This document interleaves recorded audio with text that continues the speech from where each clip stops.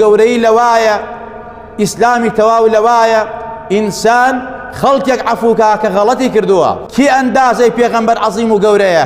ئەم پێغەمبەرە نازدارە دوژمنەکانی نەیارەکانی کە مامیان کوشت، کە جەرگیان دەرهێنا، کە ئیهانەیان کرد، کە بوهتانیان بۆ کرد، کە ئەو پەڕی ناڕەحەتیان کرد، لە ئەخیرا فەرمووی ئەنتم طولەقا، بڕۆن هەمووتان ئازاد بن.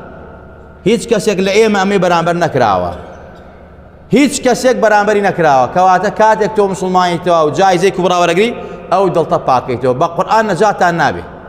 والله ئەوەی کینە لە دڵیا بێ، ئەوەی بغز لە دڵیا بێ، ئەوەی ڕقی موسڵمانی لە دڵا بێ، واللهی نەجاتی نابێ.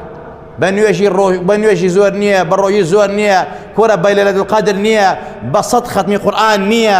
ئەمانە هەر هەمووی بربەستە و بربەستی لێ بەردەمایە، هەمووی معلقە بەسراوەتەوە. بەچیوە؟ بەو دڵە سەلیمەوە. ئیسلاح ئەو دڵتە بکە، ئەو دڵتە پاکەرەوە.